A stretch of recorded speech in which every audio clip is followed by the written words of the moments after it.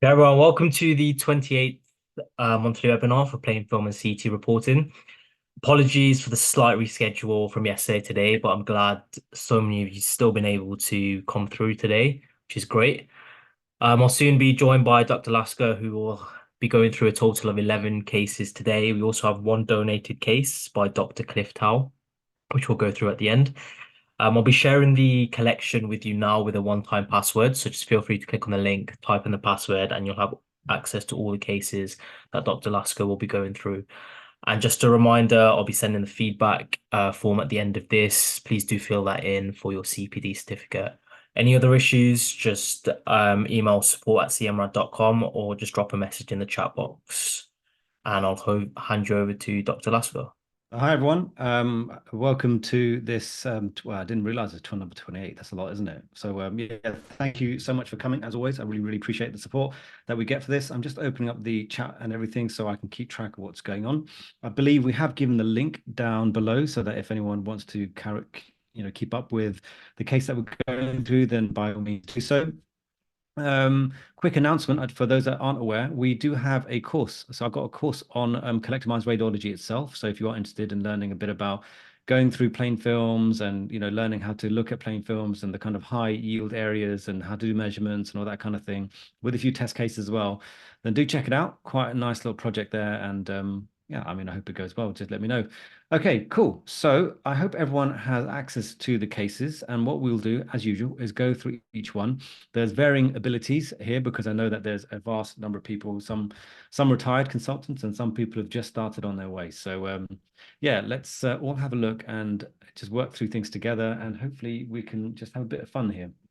Okay, good. So let's have a look at case number one. And as you can see, they're all sitting here. And then this is the diagram viewer that we've got.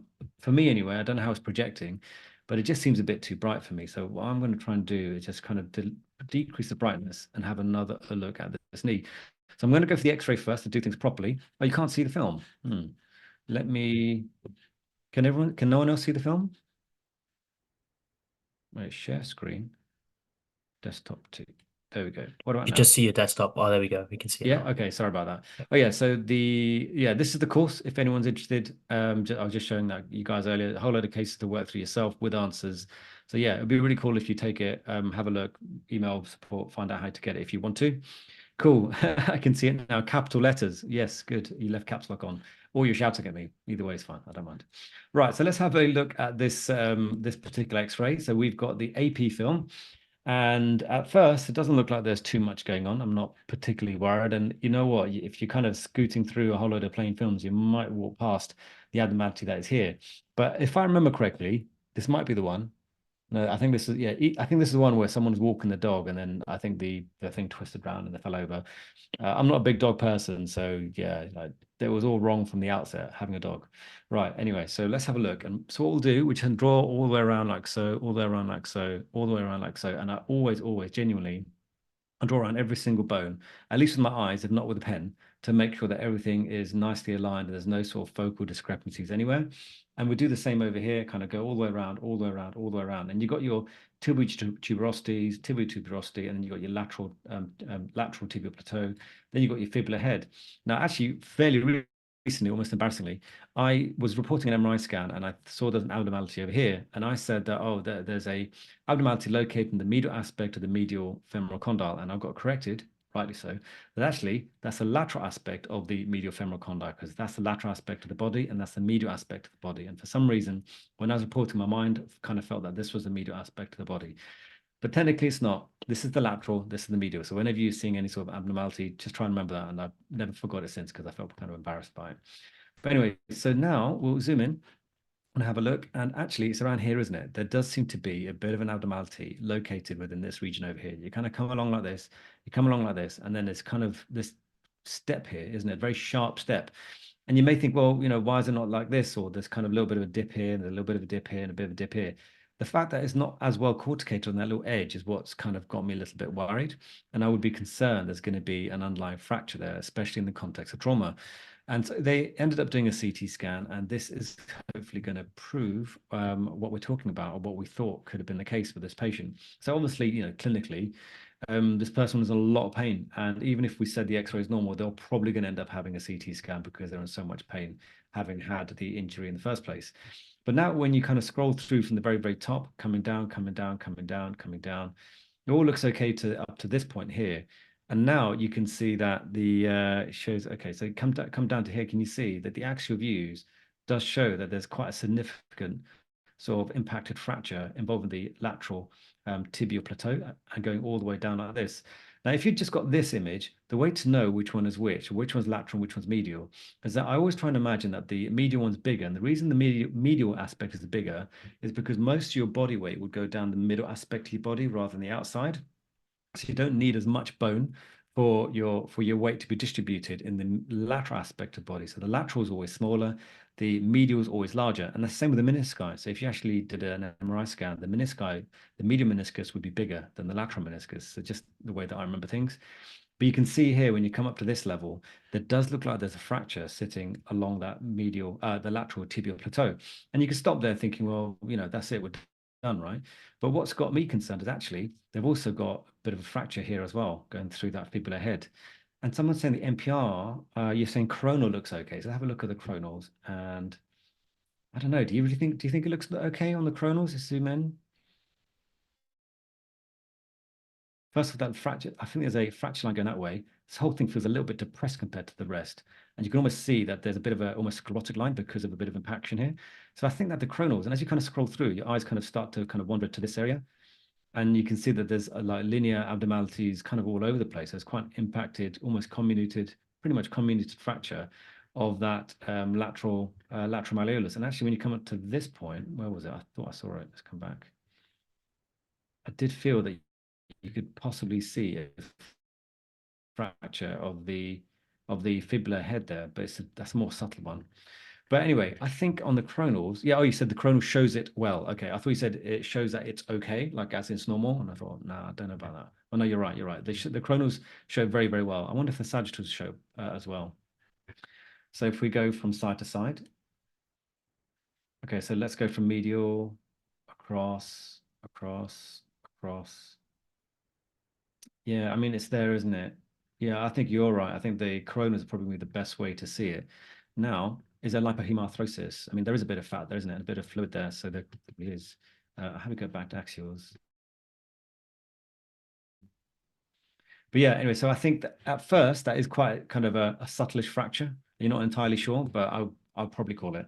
But when you go to the X-ray, you can see actually how hefty that fracture is. It's quite a significant fracture that goes not just the lateral tibial plateau, it also goes across the midline towards the medial tibial plateau. And I think that's going all the way across that sort of lateral aspect of the medial tibial plateau as well. So really hefty fracture in the end. Okay, great, good, excellent. So let's go on to the next case. So we'll have a look at this X-ray. Oh, yes, I'm going to download all the images and then let's bring this. I can't remember what this one is, but I think there's something happened here with this one that, yeah, for some weird reason, the knee X-ray and stuff came up on this case along with the chest X-ray. And I think it's got something to do with the labeling when it came across. So ignore this and this. I'll sort that out later with the team. But it's this one that we're really interested in. So this is a chest X-ray, and you're rapid. Good, good. Okay, so we'll work through it though as if we are beginners and we don't know. So I always have check areas. So first off, have a look at the lungs. Make sure they're all okay. Have a look at the lung apices and they all look good as well. And I always look at the cross-sphenic angles to make sure they're nice and sharp. And I don't know, that one looks a little bit, maybe slightly blunt. Now look at the hemidiaphragms, I look behind the heart and that looks okay. I can see vertebra and I can see the aortic arch going down like this. And then you've got your hemidiaphragms like so. And yeah, exactly right. You've got your stomach there. But then this doesn't look quite right. You shouldn't really have any air there. There should be no interface between the diaphragm and the liver. And as soon as you've got an interface between the diaphragm and the liver, you're probably looking at a perforated intra-abdominal viscus. And actually, there's another situation where you can have air tracking along like this, and that's called continuous diaphragm sign. And that's where you shouldn't really have an interface between the heart and the diaphragm. You shouldn't have an interface between the diaphragm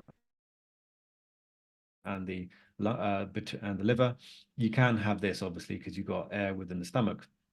Now, interestingly, yeah, oh yeah, so unless there is a hepatoduodiaphragmatic imposition, yeah, I mean, yeah, obviously there will be certain situations where You can have are you talking about that cheladity or something? That's what they call it. Sometimes you get some bowel, so some of the transverse colon can end up kind of lying up and around the liver, and that can sometimes spook you. But then when you actually look at the way the that kind of air viscous looks, you may see how straight it kind of just has a look of bowel. But this one's kind of, if you look at it, it looks very, very straight, doesn't it? It just looks like a very, very straight, almost fluid level sitting within there, which would suggest that this person's got most likely perforated viscous.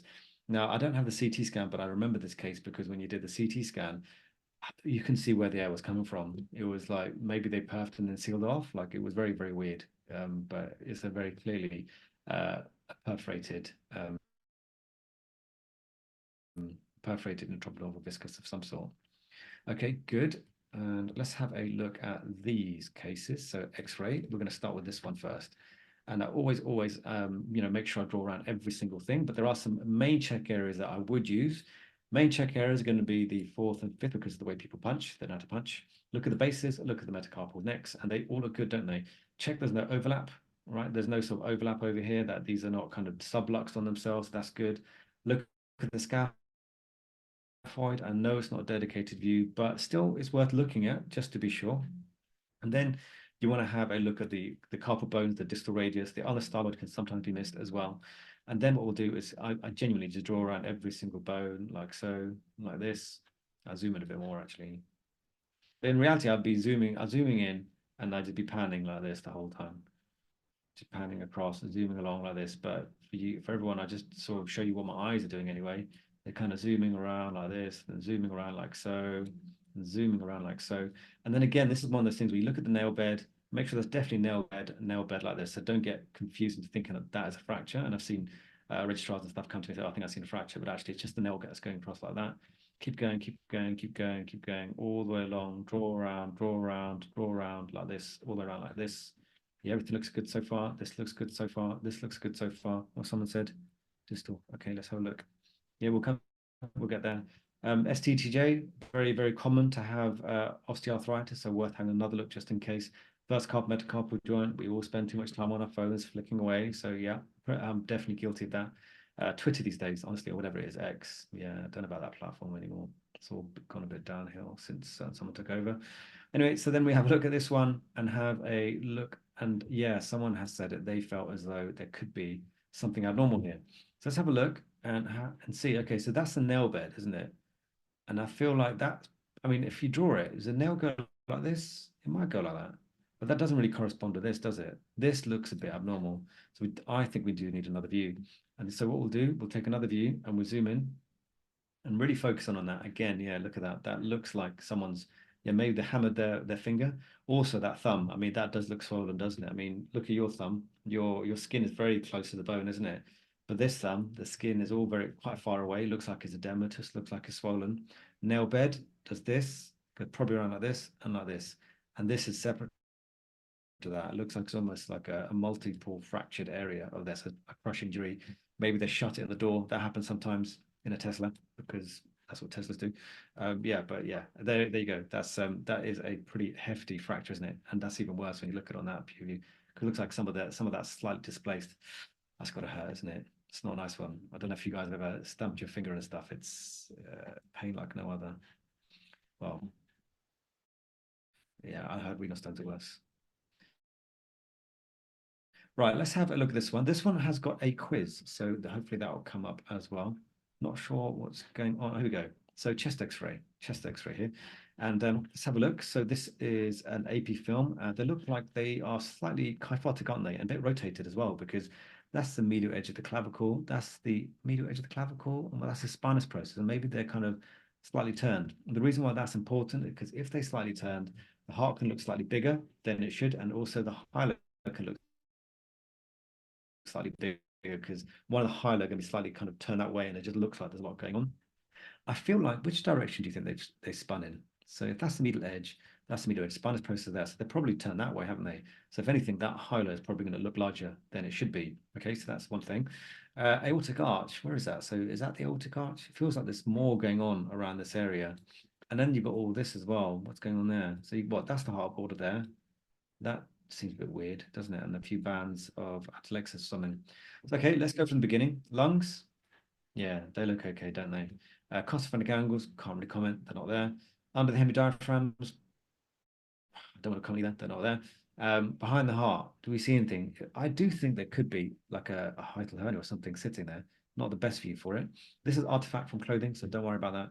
But yeah, this has got something abnormal here. So I don't know if the quiz has come up yet. But yeah, what do you guys think? What causes these things? I know there's a list. I remember when I was doing my exam, there was a list I used to reel off. But first off, we've got to figure out what this is. Yeah. So shoulders, yeah, I mean, this is gonna be an older patient, isn't it? Clearly, they're an older patient, a bit of arthritis probably as well. So what these are calcified lymph nodes. One there, potentially one there. I reckon that might be a calcified lymph node there.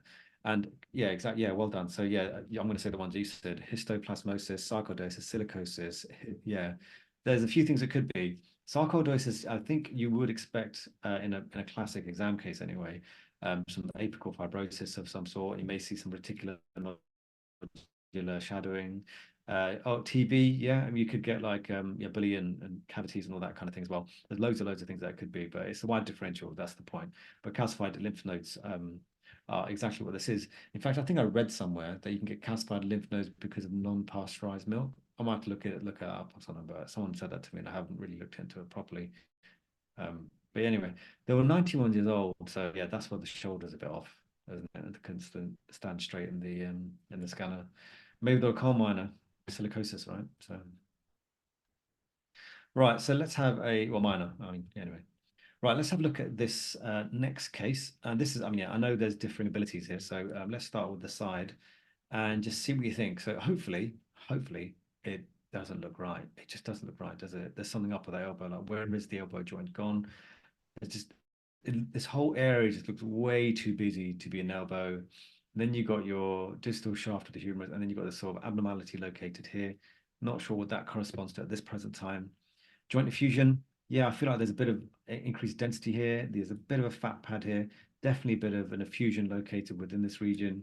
Let's have a look at that radial head. That's like, if you only have to look at one place on a scan, you on an elbow, you want to be looking at that radial head and neck. And I do feel like there's a bit of an abnormality here. So what we'll do is go across to the AP view, and it's pretty obvious, isn't it? That this is a really hefty fracture. I could go and blame the dog again, couldn't I? But yeah, I'm not. I don't think this is a dog story. I can't even remember. I think this person fell down some stairs, and then I think when they landed, their hand hit on the floor, and impact just kind of went upwards like that. It was bad. So yeah, you can see. Look at that. I mean, look at that where that trochlea kind of the groove thing's gone that way. You know, that's a very abnormal. It's kind of gone right across. You've got a supracondylar fracture and cross like this. And let's zoom in a bit more. And then you just feel like this radial head doesn't look quite right. Like this part looks slightly outlined of the rest, so I'm concerned there could be a radial head fracture. And if you ever want to know what edema looks like on an X-ray, there's a fair bit of edema all over this place. So what's an FX? I don't know what an FX is. I feel like that's like FX, like anyway. Yeah, so this is a really hefty, probably one of the worst elbow fractures I've seen for a long time. That's why I thought it'd be quite interesting. But I've never seen it kind of fall out that way and stuff. It's quite bad, but there you go. Okay, cool. Fracture. Oh, fracture. Yeah. Okay. I don't know why I didn't think of that. Yeah. It is. I always think of hashtag. Hashtag is the one that people use these days. Unless you're on a Mac, hashtag's a pain on a Mac. Those who know. Right. So let's have a look at this X-ray. And I don't have two views, so you kind of got to be a little bit careful about calling dislocations on these things. But the head of humerus is sitting here, and that looks okay, doesn't it? And then you'd have to look around here. It's very important you look around here because sometimes you get small calcifications, and that can be calcific tendinosis. So just be careful. I've seen that be missed actually.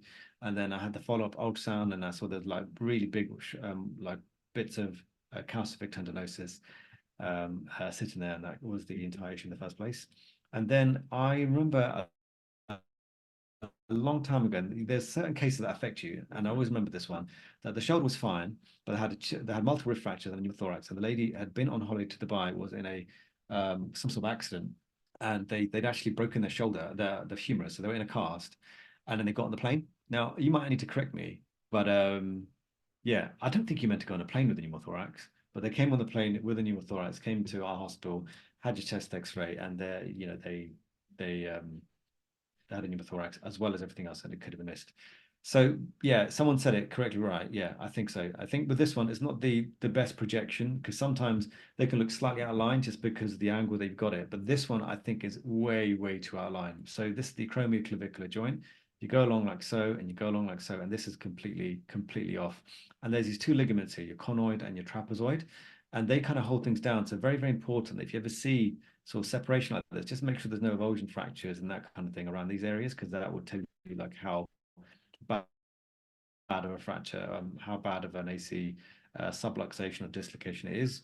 But yeah, this is definitely an AC subluxation that's sitting here. And I probably, yeah, you measure like a centimeter or something, isn't it, based on that?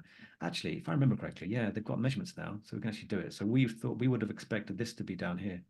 There you go, mate. I've been doing this so long, I can tell by looking at it. Just playing around. Lucky guess. But yeah, it's about a centimeter off, isn't it? So it's really quite significant there. Okay, cool. So let's go through to the next. What's this one again? Another chest X-ray. Obviously, in honor of my plain film course, that's on Collector Minds if you're interested. No, just the way the cookie crumbles sometimes. Okay, let's have a look. So this is another chest X-ray. It's an AP view, and okay, first off, we just look at the lungs, make sure that everything looks kind of clear. I feel like you can't really comment too much on the costophrenic angle here, and the heart just seems to be quite big. So, I mean, I don't see any obvious consolidations there. So I'm going to say I can't see any obvious consolidations or anything like that. Let's zoom in and then pan across. Yeah. Okay, cool. And then the lung APCs, they look fine, don't they? So we have to look at check areas, costophrenic angles. Behind the heart is okay. Hyla, I think they're slightly rotated. So look at that kind of rotation like this. I suspect that this spinous process is slightly close to that. Once they're probably rotated that way. So this Hyla would look slightly larger. And I think it does, but I don't think there's anything abnormal about it. I think we just have to accept that this Hyla is going to look a bit odd. But yeah, someone's found it. So what I'll do, I'll zoom out, give other people a chance as well. Does anyone see anything else abnormal on this one? So we had the ACJ last time, but that was okay. I know it's not a dedicated view. One of the main things I always do chest X-rays, make sure that I can see that there is the scapula is completely fine. That looks okay. The head of humerus looks okay. Clavicle looks okay, nicely aligned. Scapula, always important. I've seen fractures being missed on chest X-rays, but there you go. There's a fracture in there, quite a significant fracture of the shoulder. And I think I might have said this story before, but there was someone who came into the A&E department and I think they were drunk and they fell down a manhole. And then they came in with a shoulder pain. They did X-rays and it was fine. And they weren't sent home. They were pretty inebriated. But it turned out that they actually had bilateral shoulder dislocations. And because they're symmetrical, no one really picked it up on the chest X-rays and stuff. So yes, it's quite important to make sure that things are meant to be aligned. But yeah, that's quite a significant fracture. Three-part. Is a three-part? Do you mean by three-part fracture? Someone's meant three-part. Yeah, not sure. Okay, cool. Let's go on to, so we've got oh yeah, we've got a few CTs now. So we can take a bit of time over the CT scans. I think again, they're going to be of varying ability. Okay, so let's have a look at this CT scan. Just going to wait for that to come across. So at first glance, we'll just have a look at the CT scan while it loads up. And I always, whenever I do my 2B teaching, which I don't do that much of these days, I always say that just have a quick look first and just make sure that you know what you're looking at. So first off, we know this CT scan. We know that it's the contrast in our study because we can see this contrast and we know that this is an adult, right? Yeah, definitely. So we've got those things in our mind straight away. And I always say, don't talk until you've had a look at the scan because when I was seeing exams, I was tempted to start talking and then that pressure of needing to keep talking. I mean, obviously now I could talk forever, but in that exam situation, it was tough. Like, you're trying to pick up findings and make it sound succinct. It's not the way to do things. It's better just a few people have already got it. So let's go all the way down. So go from very, very top. and all the way down. And I scroll through, scroll through, scroll through, scroll through, scroll through, scroll through, scroll through, scroll through, scroll through. It hasn't quite uploaded, but I think some of us saw enough, didn't we? Come back up. Am I back? Yeah. Okay, sorry All about good. that. Did people see me follow the barrel? What did we see? I can't remember now. I don't know why that happened. So what did I get cut off? You didn't? Okay, don't worry. I'm gonna do it again. I'm gonna do Yeah. Yeah, okay. Let me just open up the chat and the Q&A again, and I'll have to. So I don't want to go through the barrel again. So I'm hoping at least everyone saw that. But you can see these fatty lips, and they really look like fatty lips, don't they? They really do. And that's where it's going to come from. So you can see that. But then actually the equal valve and it's coming off the end. So that's going to be the carries on, carries on, carries on, and then completely disappears. So therefore, this would be indicative of acute appendicitis. And it says my internet's stable. Are you guys still there? Hello? Yeah, okay. Fine. And then yeah, so this is acute appendicitis. And then you want to do is just make sure you have a look at the lung windows. Make sure that there's no air anywhere. So what I would actually ideally do is zoom out, make sure there's no evidence of any perforation. Actually, in my a small tip for anyone that does acute reporting or emergency reporting is that the you're saying the internet is choppy. Okay, give me 1 second. I'm going to change the under the internet. So it may slow down for like a couple of seconds, but it should stay connected. All right, you guys, can someone say yes or no? Yes. Okay, yeah, because I literally just flipped internet. So that was fairly seamless then. Okay, hopefully I've got two internet connections now. One of the internet go down. So I ended up paying for it, which is really weird. And one of them is Starlink as well, lagging. But yeah, one's meant to be Starlink and it's meant to be one of the best ones out there. So I don't know what else to do about that. Okay, let's go. I mean, otherwise it could be a computer issue. This was sent to Donish earlier that maybe it's a computer issue, but that'd be surprising too because this is a Mac. Macs don't fail, man. Do they? Right. Okay. So let's have a look at this next case. I'm just going to wait for it to download. And so first of all, we've got to try and think about what are we looking at right now? So we've got a CT pelvis, looks like probably a female, and it's in a contrast enhanced study. So CT pelvis, we're looking for causes of pain.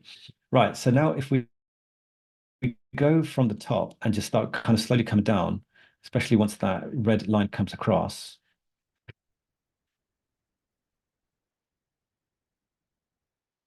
wonder if I can skip to the bottom.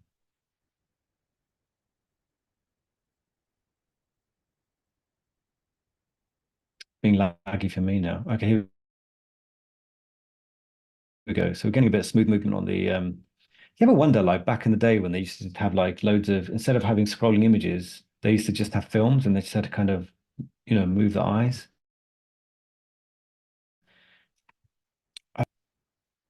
Because it becomes like an animation and you kind of, your mind expects to know what the next image is.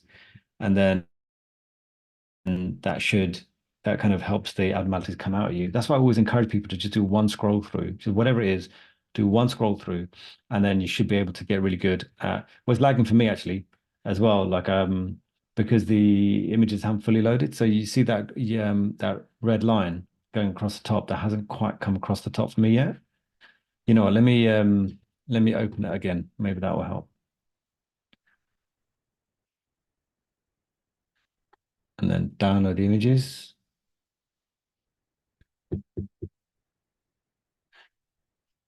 I don't have anything else open. Let's just check. No, nothing majorly. I was doing some editing earlier for a video, but there's nothing that's all closed right now. Okay, let's have a look. Okay, have you guys been able to see it? Okay, so someone has been able to go through it. Yeah, fibroids. Anything else that you've seen on this? Because I remember what case this is now.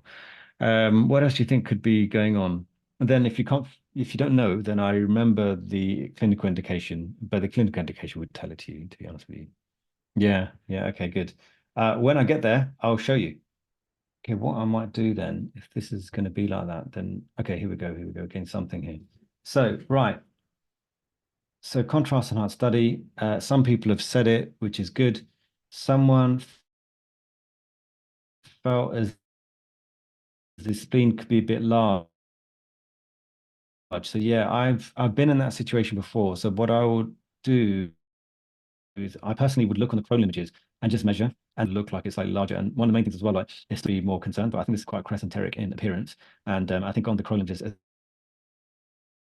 actually not too bad. It looks like it's okay. But this one, yeah, someone said it correctly, and just because for the sake of the internet being slow and one thing. The pancreas is the next thing you want to be looking for when it comes to abdominal fat, but I think it's okay. But when you look at the fatty interface within the hilum, it's a little bit more dusky. It just doesn't look quite right. And then as you kind of go through it, you can see a bit of this fat stranding. If you compare the fat to the other side, so I think I should be able to zoom in and have a look. So you can see this kind of fat stranding around the outside here, and then around here, it's actually quite clear. So there's an abnormality located within this kidney. So a couple of things could be causing it. One of the things you do want to do is try and make sure there's no calculus. And actually, once I was called up on a discrepancy because I didn't say that the ureter was hyperenhancing. And actually, when you come up to here, around there, this one looks okay, but there's a definite hyperenhancement. So there's some ureteric enhancement or inflammation as well. And then ideally, you want to go all the way to the bottom to make sure there's no obstructive calculus because that now this one doesn't have that at all. It doesn't have a calculus at all. Someone said this is going to be indicative, generally look like kind of a dusky enhancement pattern with perinephric fat stranding. And stones can cause it, but in this particular, yeah, just just pyelonephritis. But yeah,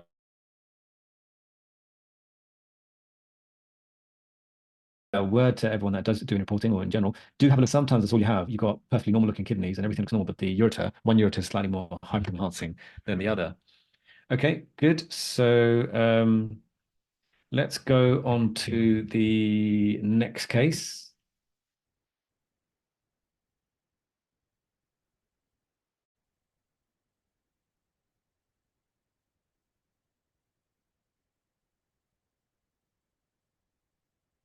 Oh, hang on. Is this the next case? Yes, it is. So let's go for the chest X-ray first.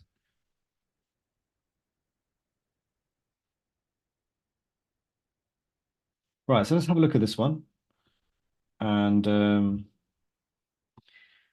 see what we think. So this is a plain X-ray.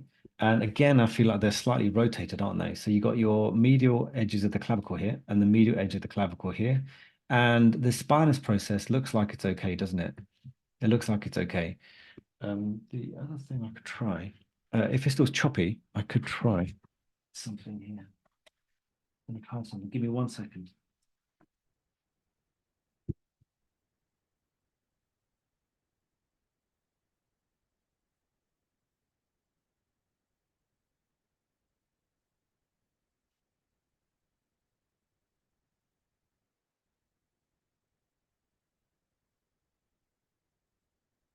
Okay, let's try a direct connection. Right, let's see. Okay, let's try a direct connection this time. So this is a X-ray, and you can see that this is so. Hopefully, I've dealt with it. I've put a direct wired connection into the computer itself, and let's see if that helps at all. So this is a chest X-ray. You can see that the patient is slightly rotated this way. You can see the medial edge of the clavicle over here. And then this is kind of a proper like opacity that's going all the way across like so. And you may think to yourself that actually, is the air bronchograms okay? You know, are these air bronchograms or are these not? But actually, they don't look like there's sort of hyper increased density around a bronchus per se. But this is now like a kind of a veil-like opacity, right? And so when you've got a velar capacity, it's almost you're almost saying something like it's a certain type of collapse. And so a left lower lobe collapse would ideally or usually be like a sale sign. A left upper lobe collapse would usually be end up becoming a veil-like sign, a veil opacity because everything kind of expands across. Then you've got your golden S sign and all the rest of it. So this one, you know, I think I would go with a veil-like capacity. I mean, I think that would be a pretty like a decent thing to think. But when you come across to the actual CT scan, the CT scan kind of paints a slightly different picture from what you'd expect. right? Because when you go to the lung windows, let's go to lung windows. Yeah, exactly. It's a left lower lobe collapse, which kind of, and maybe someone would know better than me. Like I was surprised actually, because I thought velar capacity, left upper lobe collapse. What else is there to say? But actually, when you go to the CT scan, it's a left lower lobe collapse on the CT scan. And this is what a collapsed kind of lobe of the lung looks like. It looks like this. And you can see it's all kind of gunky, it's all collapsed in on itself, a kind of loss of lung volume as well, and is most definitely the left lower lobe collapse. Oh, I can't remember what that Luftschiele thing is. I remember reading about that. I can't remember what that was now. Okay, and then also you've got other things going on here, isn't it? So when you look around here, you can see these kind of little kind of slightly dots, like a bit snowy, but actually these are kind of known as like tree and bud opacities. And then you've also got this sort of more confluent areas of consolidation as well. Now, on top of that, if you look at the air bronchogram, the airway, you can follow it there, follow it there, follow it there, follow it there, and then as you come down, you can see airway, you can see airway, and then it starts to disappear. There's no airways there, and that's because they're blocked. So that's called mucus plugging. There's mucus plugging inside the airways as well. And then there's a few areas of ground glass change, I think, as well. As you come down to here, if you look at the bit of lung that's here compared to the bit of lung that's there, this looks a bit sort of cloudy, and therefore that would be known as sort of ground glass changes. So there's a combination of things. You've got collapsed left upper lobe, extensive mucus plugging, you've got multiple foci of tree and bud opacities, consolidated changes, and a few small foci of ground glass change as well. Given, yeah, I would agree that there is some breathing artifact that kind of degrades the images. Now, the left lower lobe collapse could be for a few different things. It could be because of a lymph node. It could be because of endobronchial lesion. Sometimes you can see endobronchial lesions, but they're not going to be easy. And you can't see any big lymph nodes or masses within the highlight area either, but you can see that this does look like it's just plugged off, doesn't it? Seems like there's a bit of fluid. As you come down, all these bronchuses are just full of air, full of like fluid. It's all gunky all the way along, right to the very, very end. So, I mean, when I would report this, I would say that this would be, I'd be concerned as infection slash inflammation, and then they have to treat. And then if they want to, they could end up doing an endobronchogram to try and see whether, not endobronchogram, bronchoscopy to try and see whether something dodgy going on in there. Okay, cool. Let's go to, we've done case 10. Let's go to case 11.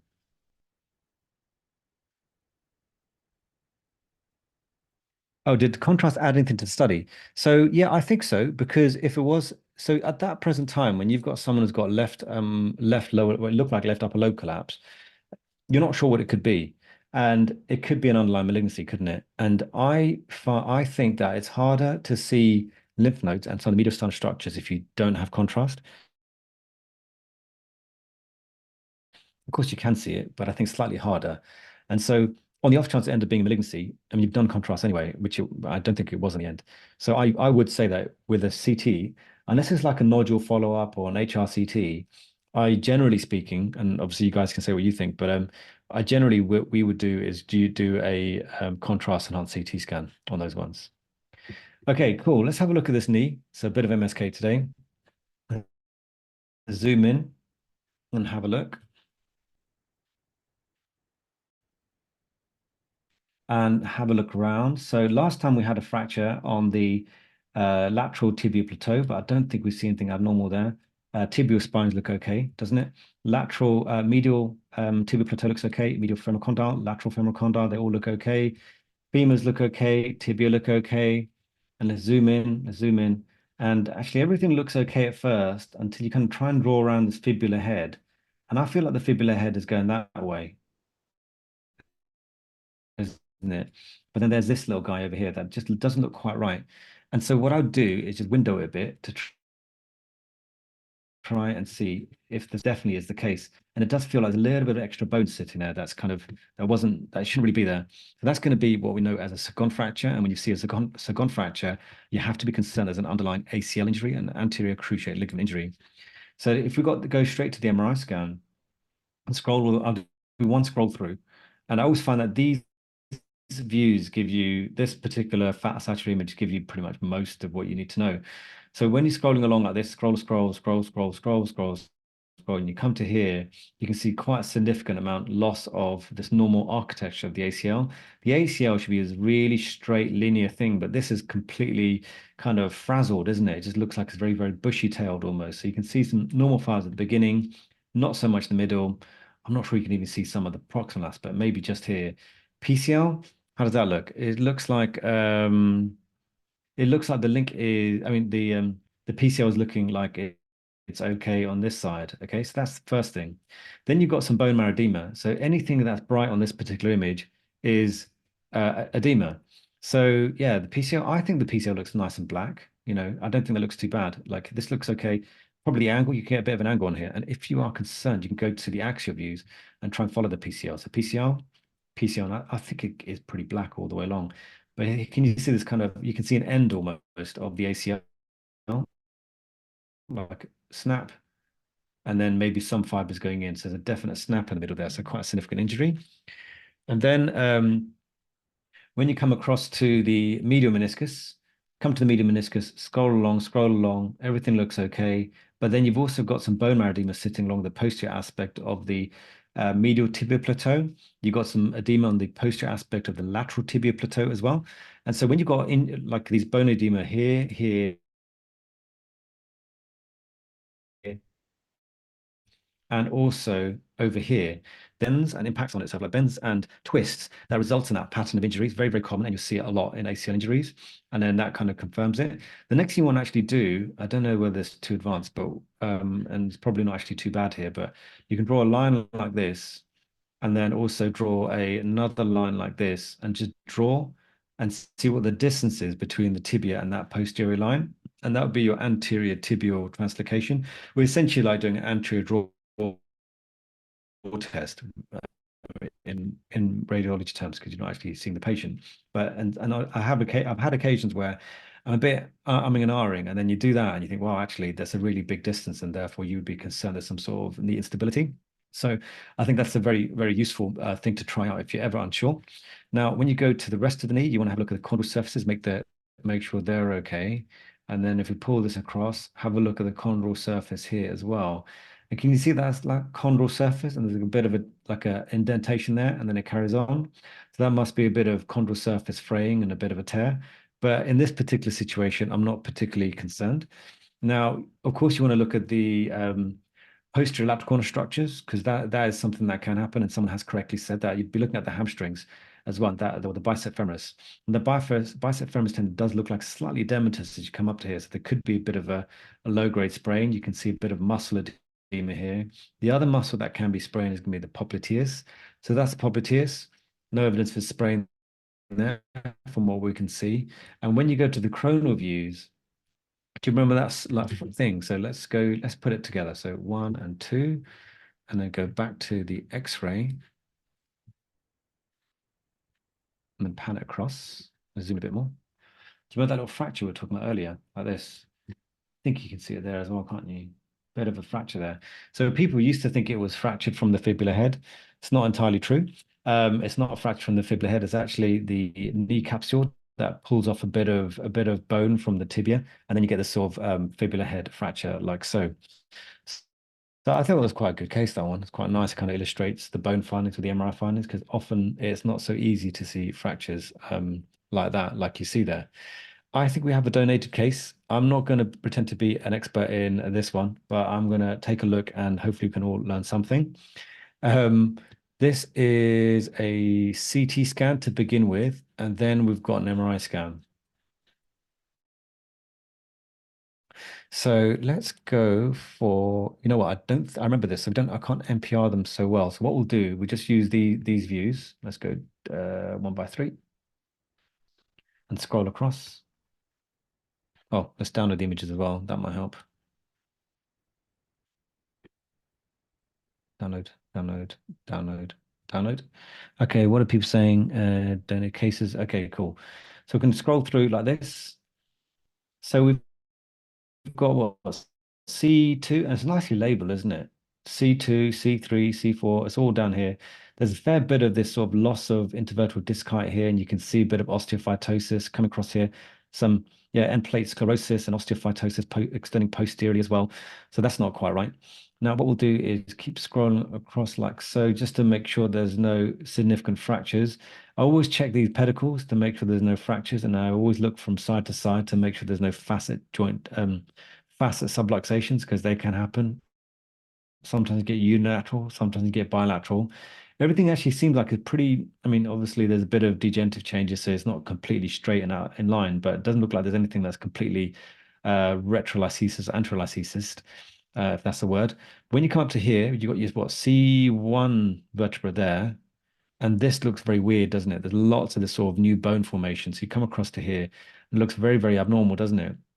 You got this sort of very extensive osteophytosis, end plate sclerosis, and all that kind of stuff sitting there.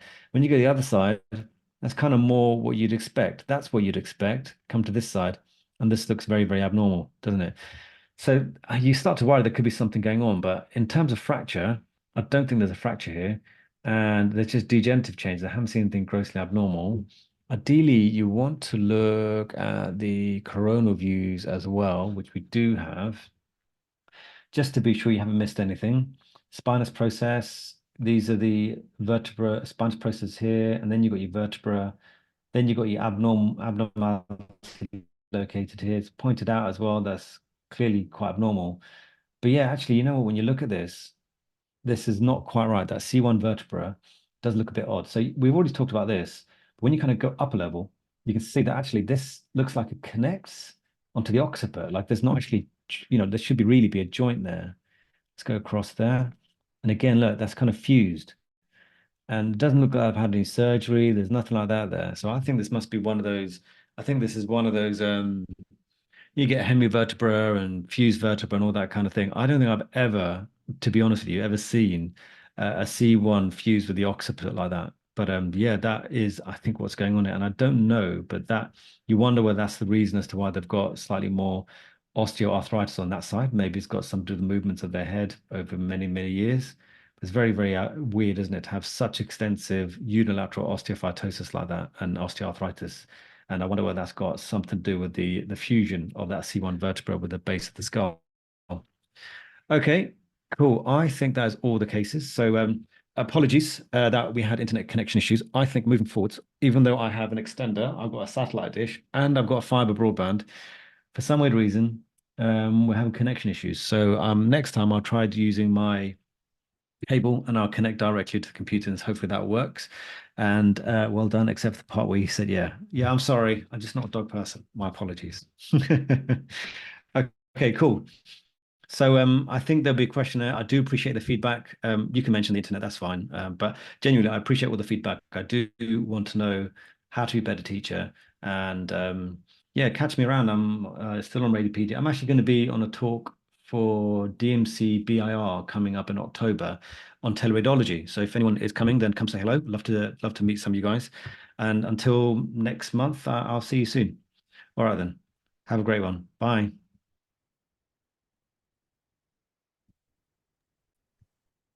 Thank you, Dr. Lasker. So I've just posted the feedback link into the chat. Please do fill that in, and your CPD certificate will be with you over the next few days. And if there are any future cases that you want Imran to go through, just at him, Dr. Lasker, sorry, on the Collective Minds platform, and he'll be able to take a look and possibly go through it in future webinar. Thank you, everyone, and I'll see you next month.